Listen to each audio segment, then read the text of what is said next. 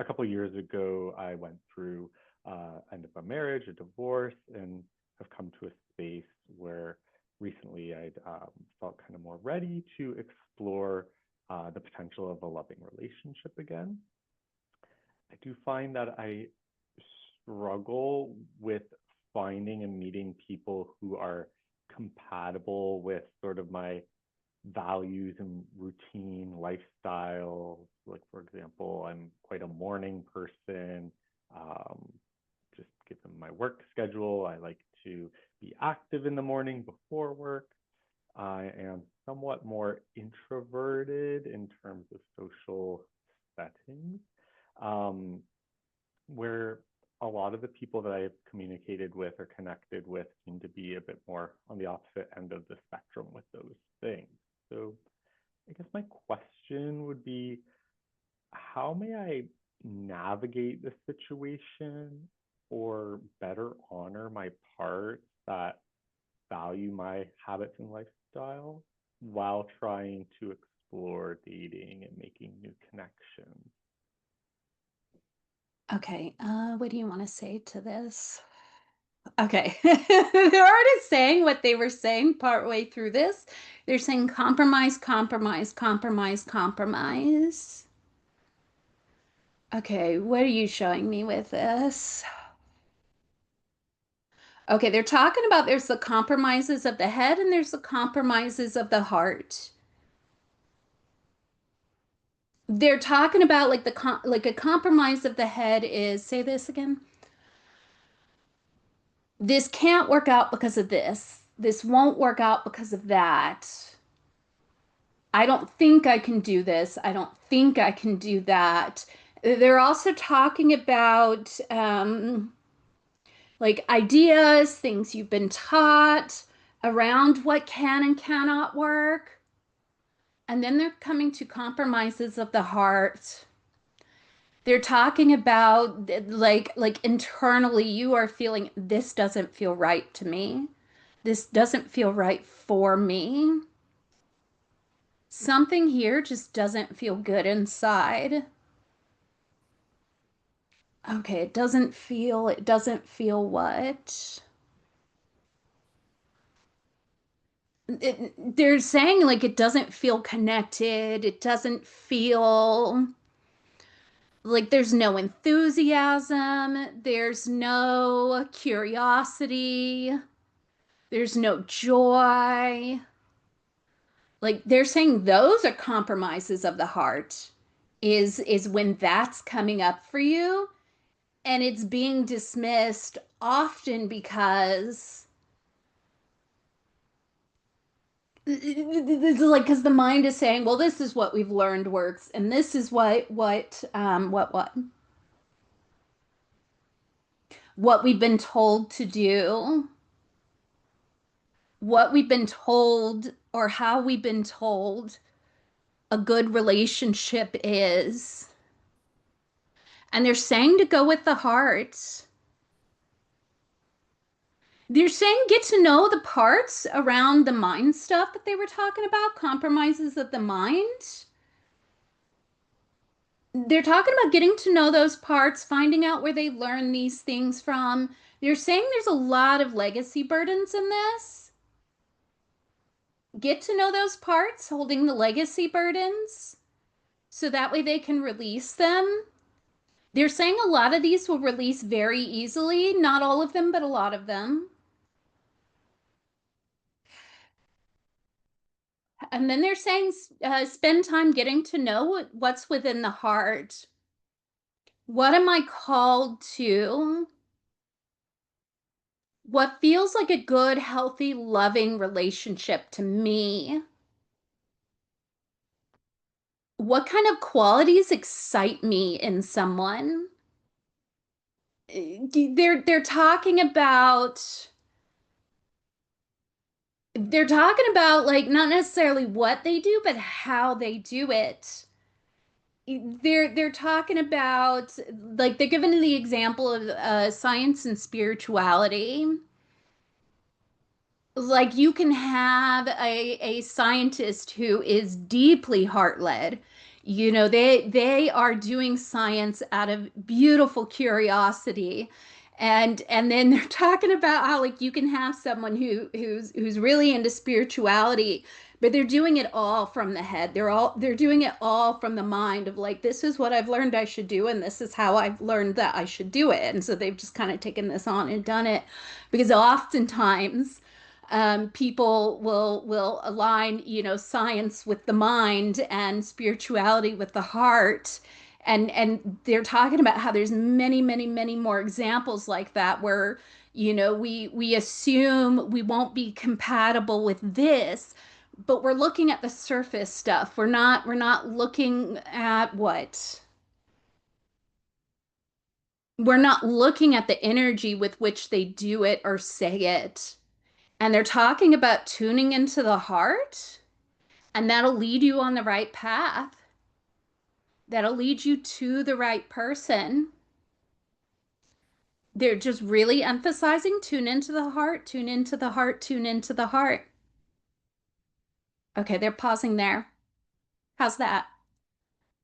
Okay, yeah, yeah, that's really hitting me. And the part with regards to the holding of the legacy burdens, I think that brings me back to even the reasons and why I chose to end my past marriage. I held on to these beliefs that were instilled upon me about marriage, and feeling that I can't be a failure. I can't have a failed marriage. And when that was challenged for me, like that, letting go of that was like a big key, like aha, huge release for me.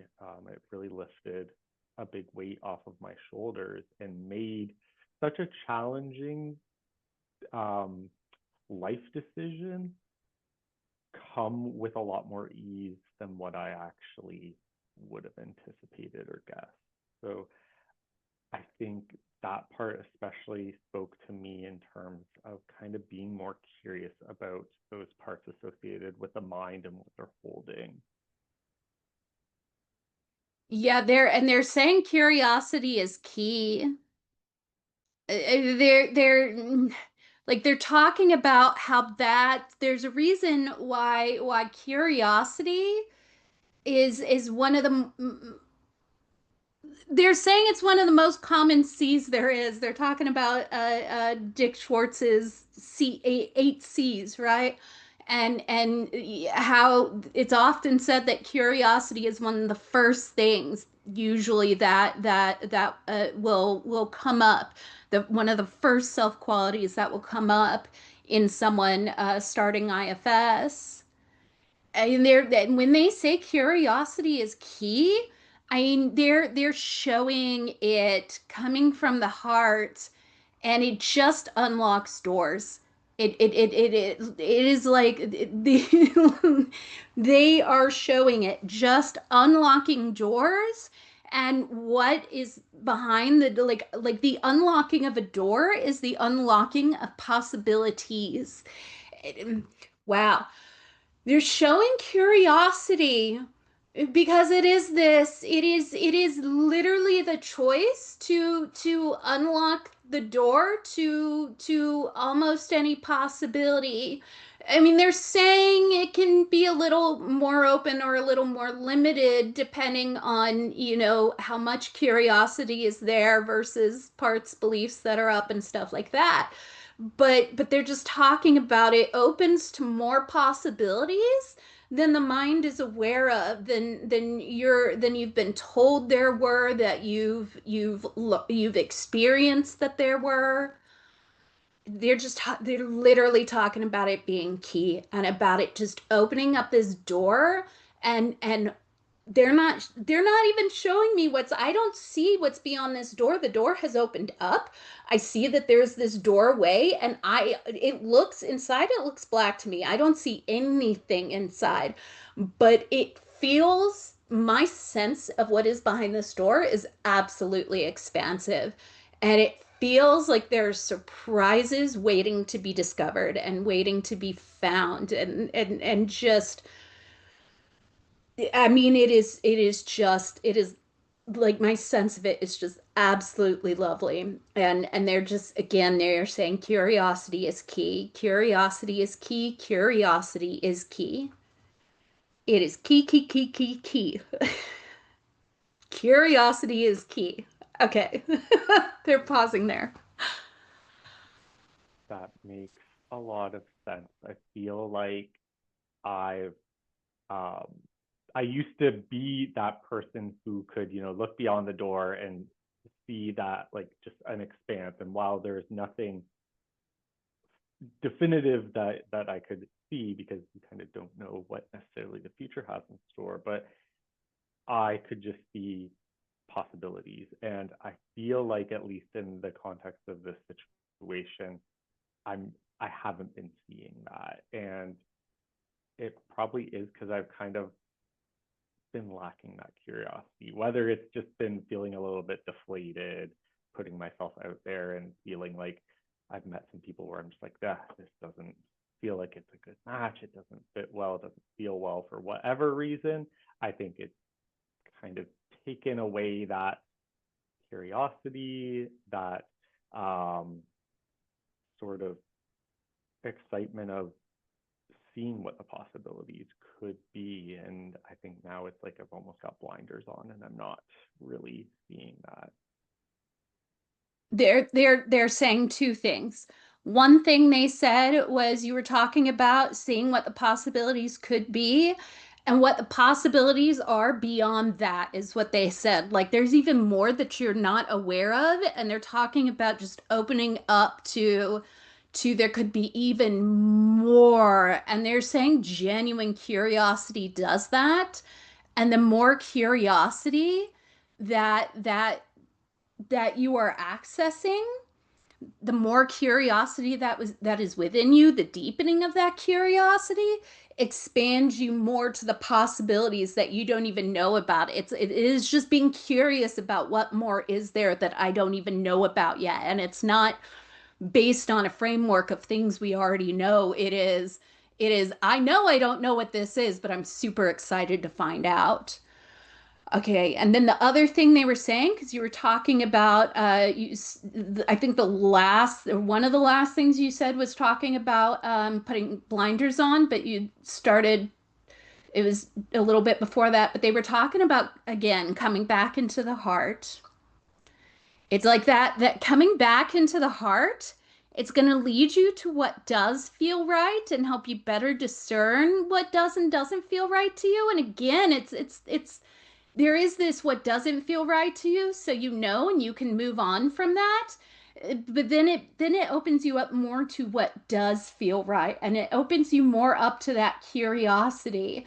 And there's also this expansion of when it comes to curiosity of if that doesn't feel right, what does? What does? And it's again opening up to, and they're talking about not basing it on the past because again there's these things on the surface, you know. They're actually like they're showing an ex of mine, and I had specific ideologies, we could say, at the time. And so I was like, well, I would never date a person who is this or believes in that or whatever. Well, it turns out I found out like several dates in that he was that thing I said I would never date, but I had already given them the chance and had gotten to know him, and I was, it confused parts of me because they were like, well, all people who are this, aren't they all basically terrible people? But I had already started to get to know him and he didn't seem terrible at all. And so it opened me up to that curiosity. And then I got to know him, and it was like he ended up not being what I had been told he would be because of what he aligned as in this one way that just turned out to be one small portion of the totality of who he was. And again, they're just coming back to this like this curiosity and what's underneath the surface. And to focus on that and coming into your heart will bring you to that. It'll help you see what's underneath the surface. And they're saying again, they're saying if it doesn't feel right, you can move on. You don't need to stay with that if it doesn't feel right. But if it feels right, even if there's this stuff on the surface that you're questioning because you have these ideas of this is not how this should be, like, I'm not supposed to be compatible with this thing right here, whatever it is. But you're not, but in your heart, it doesn't feel wrong. It doesn't, there's something in your heart that says, I want to keep moving forward with this a little bit more. And again, it's just opening up that curiosity. Yep, yep. They're pausing there. Okay, yeah, yeah, that makes a lot of sense to me. Yeah, it gives me lots to really think about. Um, I think it's a good reminder that yeah, I think there's I feel like maybe I've lost a bit of touch in terms of really tuning more into my heart, and I've taken, I guess, which is a good thing, but taken sort of, I guess, past lessons learned to say, okay, that didn't work because of whatever reasons. I don't want to repeat that. Of course, I don't want to repeat that. However, I think it is kind of closing the door on some things because it's like acting like a protector almost.